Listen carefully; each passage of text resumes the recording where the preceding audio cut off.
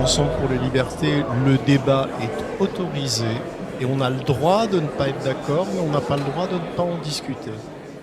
À mes côtés, pas la peine de le présenter, Antoine, tu as été député européen et tu as même été vice-président du Conseil régional d'Alsace. Tout à l'heure, j'ai parlé de toi.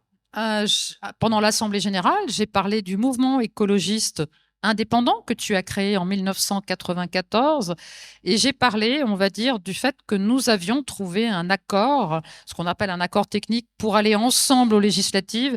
Donc j'ai pu évoquer tout ça pendant notre Assemblée générale. Autant je vous rejoins totalement sur la deuxième partie, sur le matérialisme, parce que sur le rôle effectivement de la religion, je pense que si nous voulons éviter que nos sociétés fassent ce que Aldous Huxley décrivait déjà comme le meilleur des mondes, de toute évidence, il faut effectivement s'opposer d'abord à la disparition de la famille, à la disparition de tout ce qui effectivement est capable de faire résistance, et il faut en effet accepter, cultiver, je dirais même une certaine spiritualité dans la religion.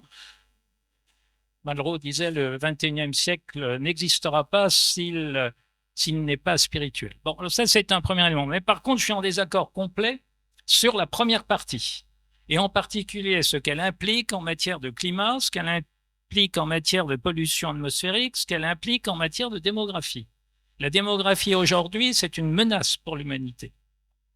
Je pense que ce que nous avons à faire en tant que formation politique, c'est de proposer une révision profonde, tout simplement, de nos institutions, de manière à ce que chaque citoyen puisse reprendre la main. Ça, c'est absolument fondamental et je pense que le moment est bienvenu. Il est bienvenu parce que tout le monde a conscience qu'effectivement, nos institutions sont à bout de souffle. Alors, l'idéal, ce serait en réalité d'avoir des institutions dans lesquelles on retrouve la description de la démocratie originelle, c'est-à-dire on a un exécutif d'un côté qui exécute, une assemblée qui délibère, avec les deux étant totalement indépendants. L'exécutif n'a pas la possibilité de dissoudre une assemblée, l'assemblée n'a pas la possibilité de renvoyer l'exécutif, mais chacun reste dans son rôle. La question du référendum, je rappelle, elle a été promise en 1981 à l'occasion d'un débat entre Mitterrand et Giscard. On l'attend toujours.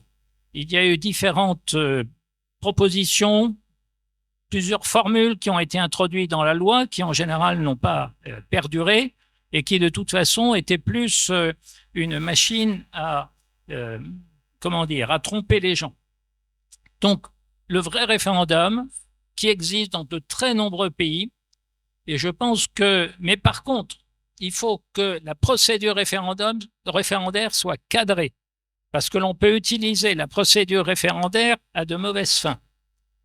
C'est-à-dire, il faut que le réféendum, d'abord, ne soit considéré comme valide que lorsque au moins 50% plus 1 est participé, sinon elle n'a pas de légitimité.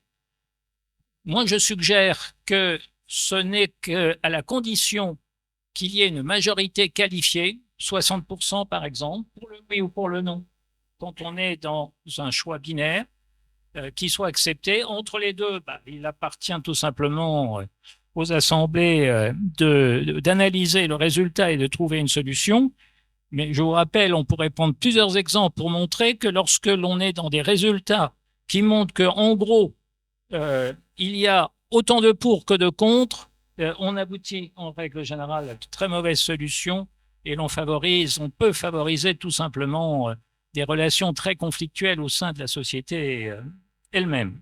Nous avons un personnel politique médiocre, mais il faut reconnaître que nous avons parfois aussi des citoyens médiocres et que les deux vont ensemble et que l'un des rôles que nous avons à faire, c'est effectivement de faire en sorte de relever, de remobiliser les citoyens de manière à ce que bien davantage. Aujourd'hui, je pense que nous sommes un tiers de résistants et le reste ne s'intéresse plus véritablement aux problèmes collectifs pour que les gens participent de manière intelligente. Et il faut relever effectivement ce niveau culturel. Je prends un exemple simplement. À un moment donné, la droite, la gauche vous propose de voter la fin du septennat pour passer au quinquennat. Nous avions appelé à voter contre. Ça a profondément modifié la lecture de la Ve République et c'est en vertu de ce quinquennat que Macron finalement a obtenu tous les pouvoirs. Il y a eu un petit ajustement aux dernières élections dans la mesure où on a eu un résultat qui n'était pas très loin de ce qu'on aurait obtenu avec une proportionnelle. Mais quoi qu'il en soit, la majorité des Français, sans même réfléchir, sans même savoir à quoi sert un président de la République, sans même savoir pourquoi il y a un septennat qui est décalé par rapport aux élections législatives, ont voté pour la proposition et ont provoqué cette dérive complète de la Ve République. Alors, avant de passer aux questions de la salle, je voudrais rebondir. Alors, Ouais, pas du et tout moi, je parce que- rebondirais aussi Voilà. 2 secondes. Juste, Allez. voilà. Je suis d'accord avec une grande partie de ta deuxième partie, mais pas avec la première. Je vais faire la même chose. Je pense qu'aujourd'hui, on va dire l'ordre mondial qui est déclaré, qui est en train de se mettre en place, même pas de façon insidieuse, mais avec des gros sabots de Lorrain et de Lorraine, il l'affiche très clairement. Tout est permis pour une toute petite minorité, faisant croire à l'ensemble de la population qu'ils sont une menace pour l'avenir du monde. Mais c'est cette minorité qui est une menace pour l'ensemble des peuples. Et ce ne sont pas les peuples qui sont une menace pour l'avenir de la planète. Ah, merci, il me donne son bouquin. mais je le lirai et je te ferai mes remarques. Et tu me diras surtout comment on résout les problèmes qui sont évoqués si la population continue à croître. Elle croît de 80 millions par an à l'heure actuelle. Et ça se traduit, c'est une des causes principales en réalité de la crise entre l'humanité et sa planète. Je vais maintenant laisser Stanislas rebondir. Oui, alors moi je voudrais préciser aussi une chose, c'est que moi quand je vous parle de ces sujets-là, moi je ne fais pas ça d'un point de vue idéologique, c'est-à-dire que moi mon travail c'est de m'intéresser au mondialisme et de comprendre ce qu'il veut et ce qu'il souhaite. Pour répondre à ce que vous disiez, moi ce que je vois c'est que le mondialisme a clairement un projet de dépopulation. Ça c'est clair et net. Et que je constate aussi que, je l'ai découvert dans mon travail, il y a une partie des données, par exemple, vous le voyez dans l'évolution entre le volume 1 de mes essais. Moi, je me suis beaucoup appuyé sur les travaux, notamment du Club de Rome, sur les limites de la croissance. En fait, et je me suis rendu compte entre le volume 1 et le volume 3, qu'en fait, le Club de Rome sur les limites de la croissance et l'épuisement des ressources, en fait, était une institution contrôlée par le mondialisme. Donc, quand je travaille sur ces réseaux, je vois que derrière ce message sur la surpopulation, sur l'épuisement des ressources, il y a des mondialismes. Après, ça, le débat sur les chiffres, etc., c'est une autre question, mais moi, je veux juste vous dire que les mêmes personnes qui poussent le Covid et qui poussent toutes les restrictions de liberté sont les mêmes qui poussent à la dépopulation et qui font ce discours sur les ressources. Sur le climat, c'est exactement la même chose. Comme je vous l'ai dit, Maurice Strong, le GIEC, tout ça, ce sont des créations du mondialisme. Et je constate que sur le climat, il y a eu exactement la même logique que sur le Covid ou sur d'autres sujets, par exemple sur l'histoire, c'est que tous les gens qui ne vont pas dans le sens du récit officiel sont blacklistés, etc. Sur le climat, il y a des prix Nobel, il y a des scientifiques qui ont un regard critique. On prétend être dans le pluralisme et dans la diversité. Ces gens-là, on ne les entend pas, sauf sur certaines chaînes alternatives.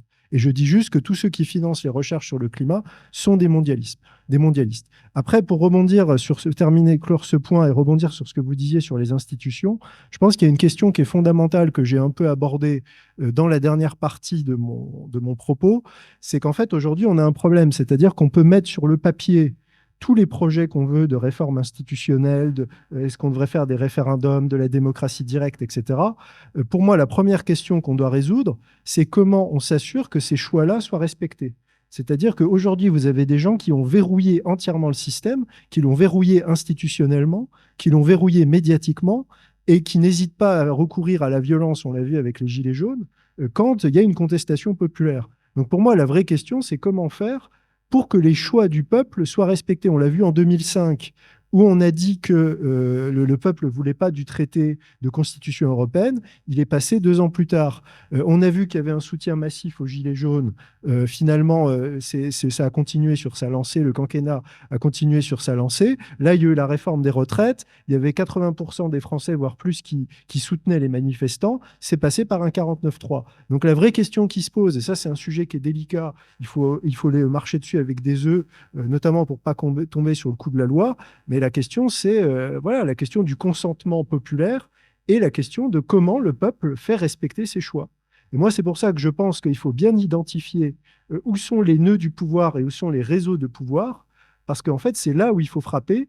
Et la question qui se pose aujourd'hui, c'est quand vous êtes face, vous savez, le problème qu'on a aujourd'hui, c'est quand vous êtes face à quelqu'un avec qui vous ne pouvez pas discuter. C'est-à-dire que quand on est dans un système sain, il y a des confrontations d'intérêts, des positions différentes, c'est normal. On discute et quand on est entre gens de bonne foi, on arrive à trouver une position commune. Là, aujourd'hui, le problème, c'est qu'on est face à un système qui, en fait, n'écoute pas ce qu'on lui dit et qui va même au-delà, c'est-à-dire qui décrédibilise ceux qui contestent, qui les traite de complotistes, d'extrémistes, etc.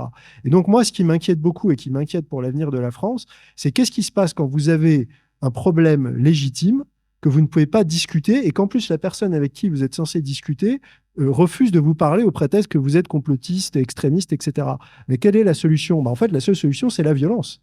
C'est ça le problème, c'est que la violence, c'est la solution à laquelle on arrive quand toutes les autres options ont été épuisées. Et donc là, moi, ce qui m'inquiète beaucoup, c'est quand on est face à un pouvoir qui est complètement sourd, qu'est-ce qui va rester au peuple, et on l'a vu avec les Gilets jaunes, que la violence. Et d'ailleurs, ce qui est pervers, c'est que c'est peut-être justement ce que le système attend.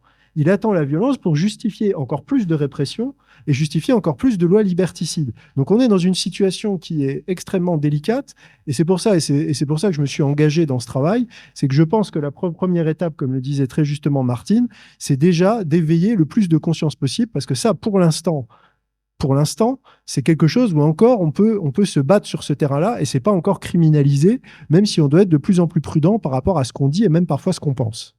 Prendre son bâton de pèlerin et d'aller réveiller un petit peu les esprits ou une façon de penser différente, je pense qu'aujourd'hui, ça fait partie, enfin en tout cas, c'est peut-être la première action à mener en permanence dans un devoir de résistance. Voilà. Je ne vais pas aller plus loin, je vais tout de suite donner le micro à André.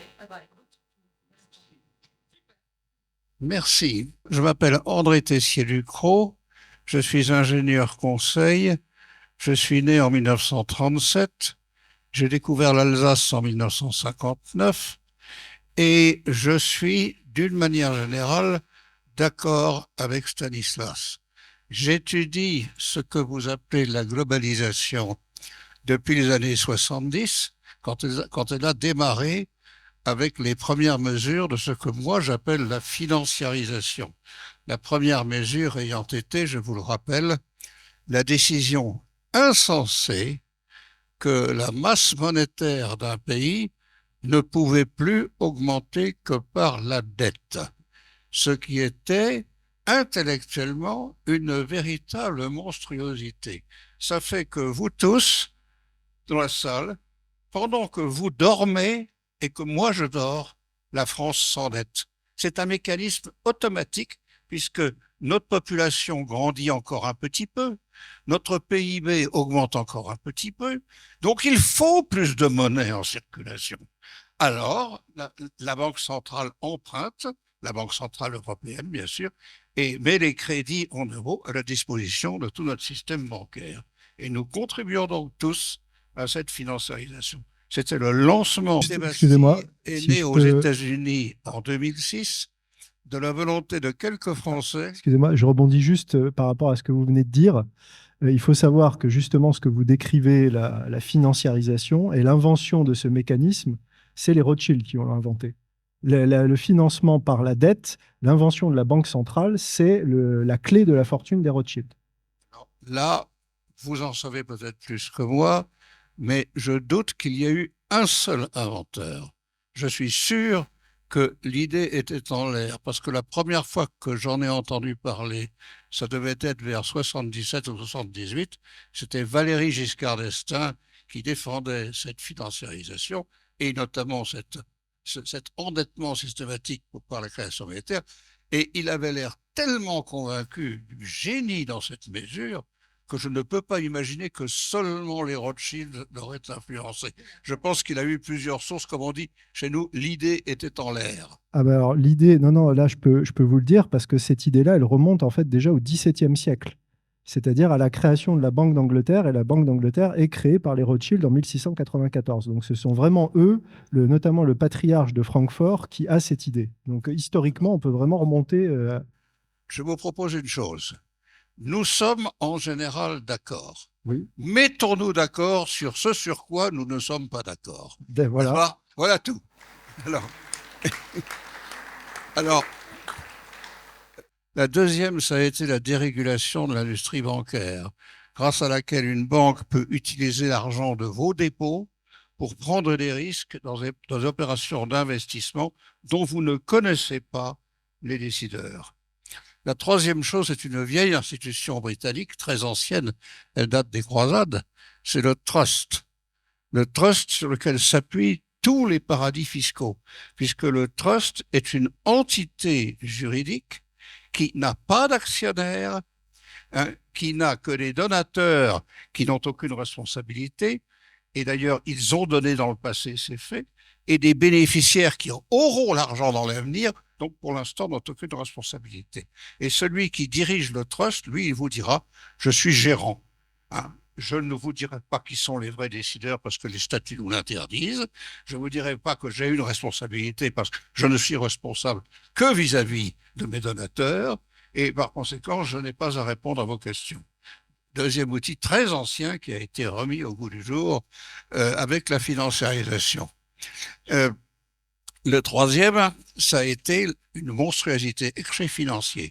Cette décision de buyback est le délit d'initié par excellence, puisqu'il est pris par un petit groupe de personnes que vous ne connaissez pas et qui n'est en rien mandaté pour le faire. C'était pour ça que Roosevelt, qui n'était pas idiot, avait interdit le buyback en 1933. Ensuite, le quatrième, c'est le stock optionnisme, c'est-à-dire la rémunération que j'appelle celle de Méphistophélès, n'est-ce pas? Vous avez parlé de Lucifer, je crois que vous êtes d'accord avec moi que le docteur Faust le connaissait bien. Alors, j'ai une fois interrogé le docteur Faust, qui m'a dit, vous savez, être en enfer, c'est dur. Mais de mon vivant, Méphistophélès, il payait très très bien. Quand vous voyez Pfizer qui fait 40 milliards de dollars une année et 100 milliards l'année suivante, vous pouvez constater que Méphistophélès n'est pas pingre. Voilà les quelques remarques que je voulais faire et vous remercier d'être venu ce soir. Ça a été un grand plaisir de vous entendre. Bravo.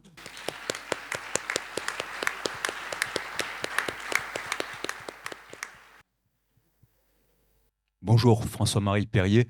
Je m'étais présenté avec Cathy Pérez contre Véran l'an passé avec les législatives. J'ai un parcours de prof, guide de voyage et écrivain, mais 15 sur l'histoire des civilisations, sont à Stanford, à Harvard, il y a pas mal d'endroits. Alors, je voudrais apporter des éléments historiques parce que ce qui permet justement de ne pas céder à la violence, c'est la culture. Et voilà. Une première chose, c'est... Alors, je vais aller vite, mais par contre, je vais dire voilà, un certain nombre de choses parce que c'est quand même important. Par rapport à cette nostalgie de l'Ancien Régime qui circule dans pas mal de milieux résistants et complotistes, entre guillemets, c'est quand même vraiment un problème. Parce que l'Église a passé son temps à trahir le message de l'Évangile. Et il y a quand même une chose à laquelle il faut retourner, c'est que le christianisme, c'est l'Évangile, c'est pas le clergé. Et quant à l'aristocratie, elle a aussi passé son temps à trahir sa mission qui est de protéger le peuple. Et quand on veut protéger le peuple, on lui apprend à se battre, on ne l'exploite pas par du servage, etc., en lui disant éventuellement quand on t'attaque, tu viens te réfugier dans mon château où je vis tout en t'affamant avec 40 ans d'espérance de vie. Ça, c'est pas du révisionnisme historique. Si vous voulez voyager dans le temps, voyager dans l'espace, allez voir comme ça se passe dans d'autres pays. C'était mon job pendant des années d'aller dans tous les pays du monde. Je suis d'accord sur la mondialisation et tout ça. J'ai vu les ravages de l'OMC dans les années 2000, comment on endette les peuples, etc., pour les esclavagiser. Le colonialisme, ça a quand même existé avec la bénédiction des monarchies religieuses pendant des siècles. Ensuite, nos moyens d'action. Parler en masse des effets secondaires, hein, ce qu'a dit Martine déjà il y a 2 ans, balance son effet secondaire. J'ai coordonné l'action nationale du 10 décembre avec 79 villes qui ont témoigné sur les effets secondaires et l'action internationale du 13 mai, voilà, où des pays n'avaient jamais manifesté, comme en Espagne, en Grèce, etc., pour dénoncer ça, et c'est extrêmement fort. Ensuite, il y a le fait de changer de banque. Vous pouvez rien sur la finance, dites aux gens de changer de banque. Ici, on est en Alsace. Il y a la NEF qui s'est créée ici, la nouvelle économie fraternelle. Ils n'ont pas bougé par rapport au Covid, même si Rudolf Steiner, hein, puisque c'était des anthroposophes, c'était des agriculteurs en biodynamique qui ont créé la NEF. Bon, la NEF n'a pas bougé, elle est plus anthroposophe, mais Steiner, c'est vraiment quelqu'un qui a dit « attention, les vaccins, c'est dangereux ». Ensuite, il y a le fait d'unir les religions. Parce que dans l'islam, on dit quand même, on croit dans le retour du Christ. Un vrai musulman, il attend le retour du Christ parce qu'un vrai musulman, il croit au hadith, un hadith très connu sur le Mahdi, qui fera l'union de tous les musulmans. Il prépare le retour du Christ et le Christ fera l'union de tous les croyants. Tous les croyants. Et là aussi, il y a un enjeu, c'est unir les religions. Et si les religieux faisaient leur boulot, y compris une bonne partie des catholiques, on n'en serait pas là. Alors, l'ordre des médecins, bon, il a été fondé par le général Pétain, donc comme la police nationale, hein, contrôler le maréchal Pétain, pardon, si je me suis trompé. Et attention au dogme, je veux dire. Attention au dogme, parce que, alors c'est quoi le christianisme? C'est le catholicisme, c'est l'orthodoxie. Dès les premières dizaines d'années après Jésus-Christ, ils n'étaient pas d'accord. Donc, soyons chrétiens, si on veut, voilà. Mais n'oublions pas. Et la base du christianisme, c'est la confession. Et si on veut réconcilier la société, il faut que chaque communauté avoue là où elle a merdé ou péché, comme on voudra. Et là, on verra que personne a la leçon à faire à personne et qu'on peut y arriver ensemble. Voilà. Par rapport au changement climatique, bien sûr qu'on peut modifier le climat. Regardez la Sicile, les Romains l'avaient transformée en grenier à blé avec des oliviers. Ils ont désertifié la Sicile avec les conséquences sociologiques, le culte de la mort qu'il peut y avoir là-bas. Le Péloponnèse, c'était pareil. Les Grecs, quand ils ont rasé tous les arbres pour faire des bateaux, c'était pareil. On peut tout à fait, bien sûr, modifier le climat à petite ou à grande échelle. Croissez et multipliez-vous. C'est pas le Nouveau Testament, c'est l'Ancien Testament. Alors, le Nouveau Testament, le Christ, il dit quitte ta femme, quitte tes enfants, quitte ton boulot, ne cherche pas à garder cette terre, etc. Cherche le royaume des cieux. C'est un message beaucoup plus proche de la gnose qui vise à échapper à un monde qui n'est pas bon. Voilà. Donc, il ne faut pas tout mélanger. Et concernant aussi voilà, la croissance, je suis désolé, le message de l'Évangile, ce n'est pas un message de richesse, c'est un message de renoncement, de pauvreté. Il y a toute une droite réactionnaire aussi qui se dit catholique, mais qui finance d'autres études climato-sceptiques qui ne sont pas plus brillantes. Voilà. Donc si on veut aller chercher le monde, il ne faut pas faire comme Valérie Bugeaud ou quoi qui cherche à nous vendre l'Ancien Régime. Il y avait beaucoup de pédophilie dans l'Ancien Régime. Sade, c'était un aristocrate. L'affaire de Damien Louis XV, ça a toujours existé. Ça a toujours existé, tout ça. Ça va être un peu difficile de répondre parce que vous avez donné beaucoup d'éléments. Je ne peux pas les prendre un par un. Il y a eu des approximations qui ont été faites. Je ne peux pas revenir sur chaque chose. Moi, ce que je peux vous dire, c'est quand déjà, il n'y a personne qui a la nostalgie de l'Ancien Régime. Ça, c'est déjà la première chose. Après, quand on connaît bien, je vais quand même dire une chose, c'est que l'Europe chrétienne, il y avait une différence. C'est que l'Europe chrétienne, il y a quelque chose dans le christianisme, c'est l'égale dignité des hommes devant Dieu. Ça, c'est déjà quelque chose de fondamental. Les seigneurs, les aristocrates, ils avaient certes peut-être des défauts, mais en tout cas, ils avaient déjà une chose, c'est que ce n'étaient pas des gens qui étaient dans une logique apatride et qui détruisaient leur communauté comme nos élites actuelles sont en train de le détruire. Et ce sont nos élites qui ont été déchristianisées. Et là, le cynisme qu'on trouve aujourd'hui, il est parce qu'on est chez des élites déchristianisées. Et l'Église, je vais quand même rappeler, parce qu'il faut quand même rappeler, on a toujours tendance à charger la barque de l'Église. L'Église, c'est quand même aujourd'hui ça qui a sauvé les femmes de l'Antiquité. Le statut des femmes dans l'Empire romain, allez regarder ce que c'était. La première chose que font les premiers chrétiens, c'est interdire les mariages forcés et interdire qu'on reconnaisse, ce qui était le cas en droit romain, les femmes et les enfants comme des meubles. D'accord ? C'est encore ce qu'on trouve dans le droit quand il y a les biens mobiliers meubles. En fait, ça, c'est les esclaves. Donc, le christianisme a lutté contre ça. Les écoles, on n'a pas attendu Jules Ferry pour créer l'école libre. Par exemple, il y a plein d'historiens qui ont dit qui ont prouvé que l'école existait, c'était des écoles ecclésiastiques, qu'on repérait les talents du peuple et qu'on allait les chercher. Celui qui a construit Cathédrale Notre-Dame de Paris, qui s'appelle de Sully, il vient d'un patelin au fin fond du Loir-et-Cher. On l'a repéré, il a été formé et il a terminé évêque à Notre-Dame. Il y a Gérard d'Aurillac, qui était un pape qui a été récupéré et qui a été pareil formé de cette manière-là. Donc on a eu des écoles, on a eu des hôpitaux. Tous les anciens hôpitaux que vous avez en France, c'était des hôpitaux qui étaient gérés par l'Église. Donc je veux bien que l'Église ait eu des défauts et des limites, comme toute institution, mais elle a quand même fait énormément de choses. Et aujourd'hui, il faut bien mesurer ce que c'est que la déchristianisation de la France. Ce qu'on est en train de vivre aujourd'hui, c'est l'effondrement de toute la morale chrétienne traditionnelle. Et en fait, cette morale, elle tenait notre société, elle avait des garde-fous. Aujourd'hui, il n'y a plus de garde-fous. Et même par rapport aux élites financières, quand vous regardez autrefois, même il y a eu des banquiers. Par exemple, moi, je suis allé à Augsbourg, en Bavière. Il y avait un grand banquier qui s'appelait Fugger. Bon, Fugger, c'était les Rothschild avant l'heure. Cet homme-là, au moment de mourir, il s'est quand même dit « Ah ouais, j'ai quand même bien exploité les gens toute ma vie, j'ai pas envie d'aller en enfer. » Il a créé les premiers HLM.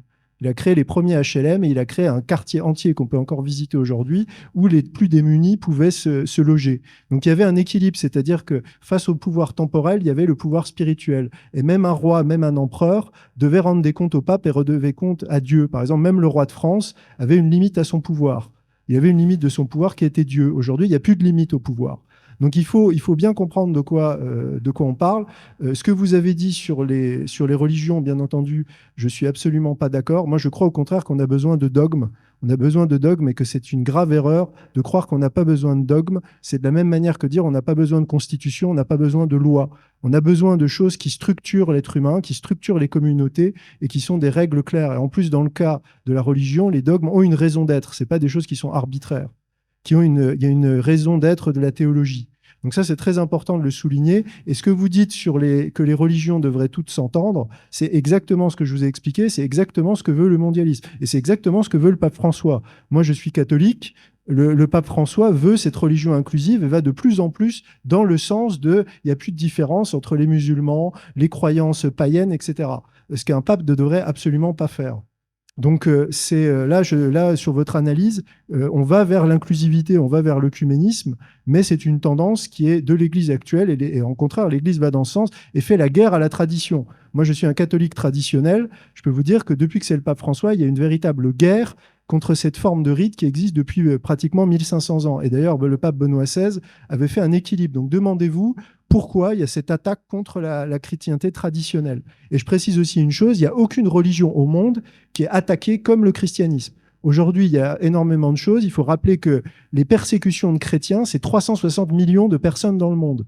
Il y a une association en France extraordinaire qui s'appelle SOS Chrétiens d'Orient, qui va vous raconter ce qui se passe avec les chrétiens, que ce soit au Nigeria, que ce soit en Syrie, quand il y a eu Daesh, quand il y a eu les persécutions en Irak, etc. Les chrétiens sont persécutés, et même en France, il y a un organisme en France qui fait une analyse chaque année. Les chrétiens sont les premiers à être attaqués le plus en France. L'ONG Portes Ouvertes est ici, dans mon ancienne circonscription, puisque le siège de cette ONG Portes Ouvertes est à Oswald, donc à quelques kilomètres d'ici. Et c'est vrai que j'ai beaucoup accompagné cette ONG pour qu'elle puisse ouvrir les yeux aux parlementaires, à l'Assemblée nationale, parce qu'ils font chaque année un index des chrétiens persécutés dans le monde, et on a pu mener quelques actions ensemble, notamment pour que les chrétiens en Chine et dans divers autres pays puissent retrouver des lieux de culte, des églises en fait qui étaient fermées. Donc c'est vrai que c'est un sujet qui est très important, et merci de... Oui, et là, c'est un échange que vous pourrez continuer sans doute à avoir autour d'une tarte flambée et d'un bon verre de vin ou de bière. Je crois qu'il y avait une autre question. Oui, bonjour, je m'appelle Sylvie Réan.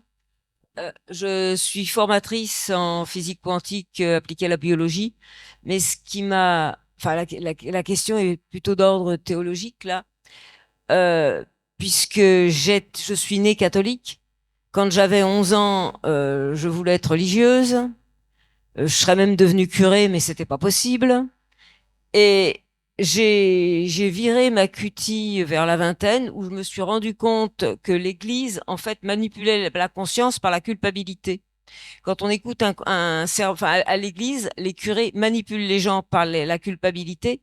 Il n'y a pas dans le dogme, enfin tout ce que j'ai appris, on n'apprend pas aux gens à devenir christiques, on ne leur apprend pas à développer en eux les qualités christiques, mais au contraire à écouter servilement ce que dit le curé et à obéir.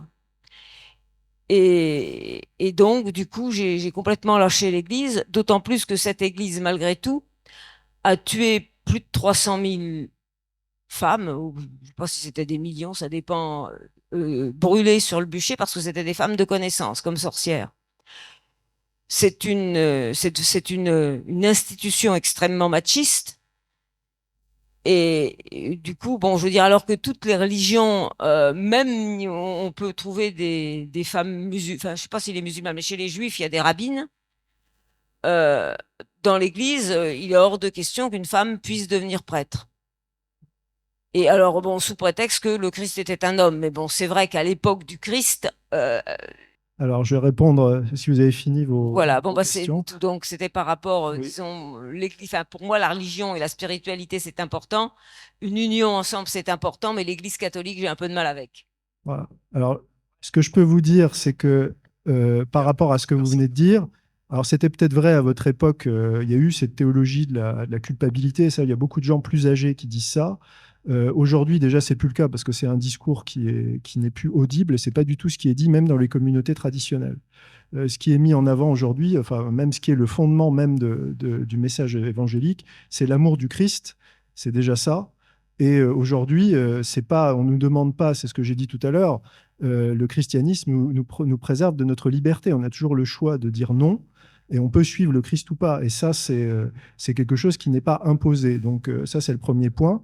En tout cas, moi, ce que je peux vous dire, parce que j'ai peut-être un parcours qui est un peu différent, mais moi, j'ai été élevé dans la foi catholique, je m'en suis éloigné à l'âge de l'adolescence et j'y suis revenu récemment, notamment à travers mon travail, à la fois par mon travail sur le mondialisme et mon travail sur la France. Ces deux aspects-là. Et moi, je suis revenu à la foi catholique, notamment grâce au catholicisme traditionnel, c'est-à-dire la messe en latin, etc., qui a absolument rien à voir avec le catholicisme moderne tel qu'on peut le trouver dans la plupart des églises. Je ne l'ai pas dit aujourd'hui, en Alsace, vous avez une chance incroyable.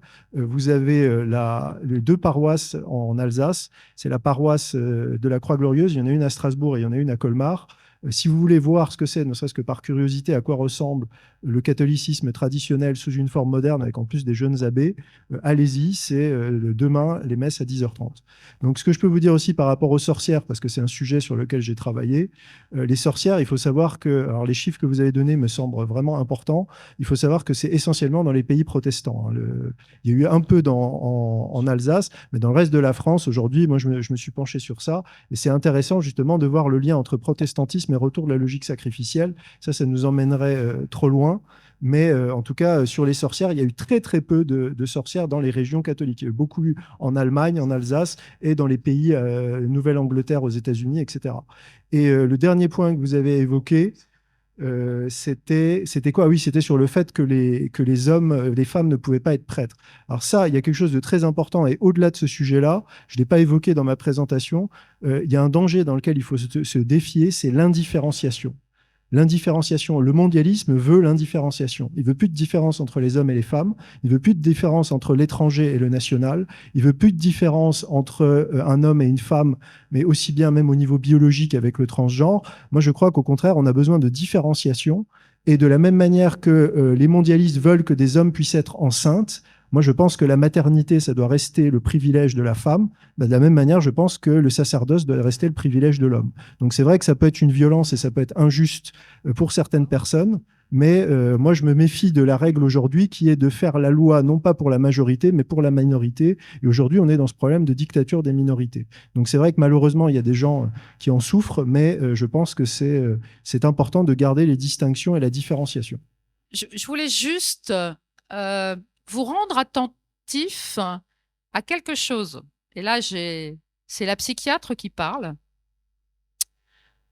En fait, progressivement depuis, et de façon très claire, depuis 2020, les opposants, ou en tout cas ceux qui n'avaient pas le même avis que le gouvernement français, je vais rester sur le territoire national, je ne vais pas aller au-delà des frontières, ont été en effet catalogués, complotistes, déviants, extrême droite, antisémites. Enfin voilà, on a eu droit à vraiment toute une série de qualificatifs jusqu'à, je vais parler de moi, jusqu'à me dire, mais de toute façon, toi, tu es psychiatre, donc tu es totalement folle. Donc là, on a fait rentrer la question de la folie, que je vais même qualifier de folie ordinaire, dans si vous n'êtes pas d'accord, vous êtes déviant, donc la société va devoir vous mettre à l'écart. Ce qui est profondément choquant. L'étape que nous sommes en train de vivre aujourd'hui, il y a eu les assises citoyennes pour lutter contre les sectes et bien évidemment les complotistes, etc., qui ont eu lieu, qui se sont tenus, qui ont été financés par l'État. Il y a eu même des choses, là il y a le scandale des fonds Marianne, mais on va dire que c'est tout à fait en rapport.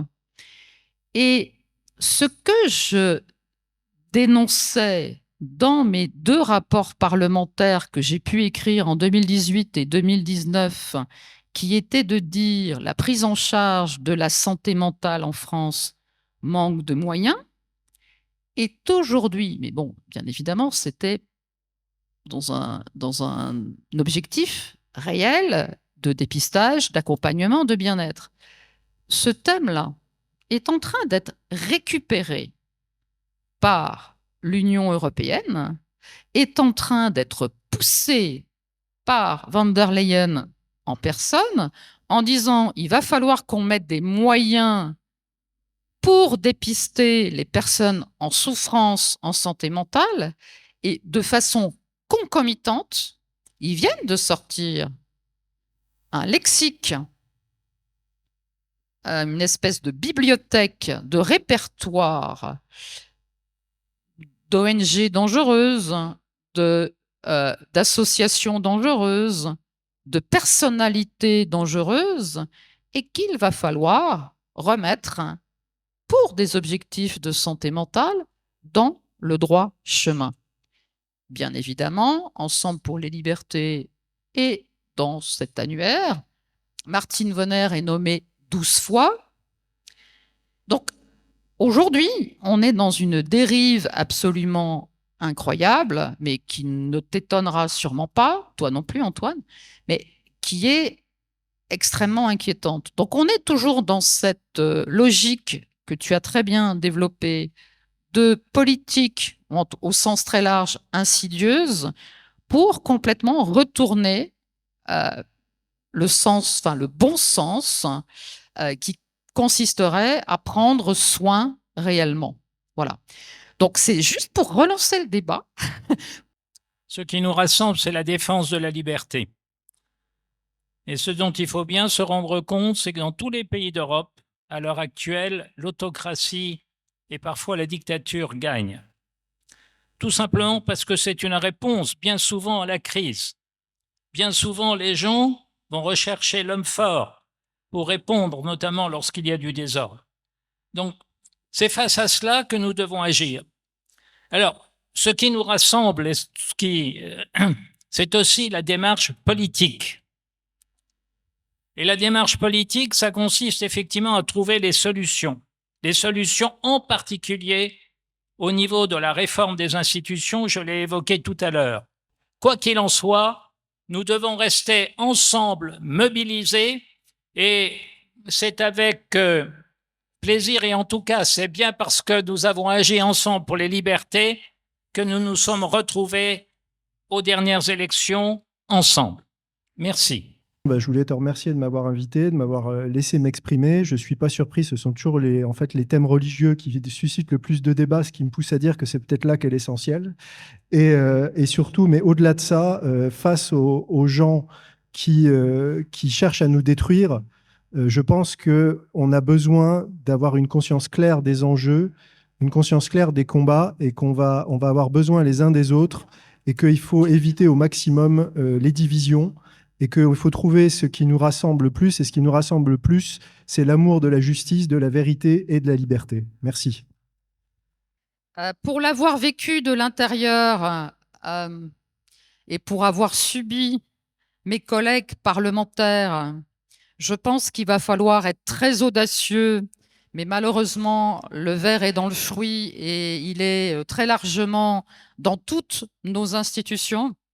Donc, voilà, je ne suis pas sûre que sans travailler réellement à un changement profond et à donner réellement le pouvoir au peuple, ce que je défends depuis que j'ai été élue, c'est-à-dire, alors aujourd'hui, très modestement, je ne suis plus parlementaire, mais c'est au sein d'Ensemble pour les libertés et c'est en tant que présidente d'Ensemble pour les libertés, de cette association citoyenne, et je répète qu'elle vous appartient.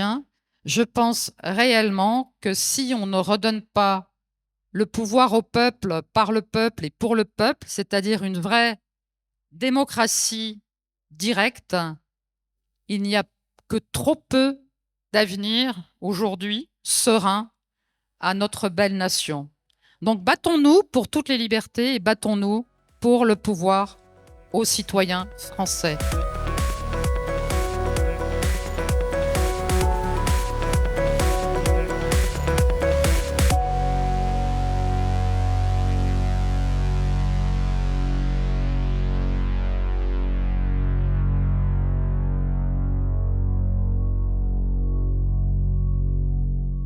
Je m'appelle André Tessier-Ducrot, je suis ingénieur conseil, je suis né en 1937, j'ai découvert l'Alsace en 1959. Je vous propose une chose, nous sommes en général d'accord. Oui. Mettons-nous d'accord sur ce sur quoi nous ne sommes pas d'accord. Voilà. Voilà tout.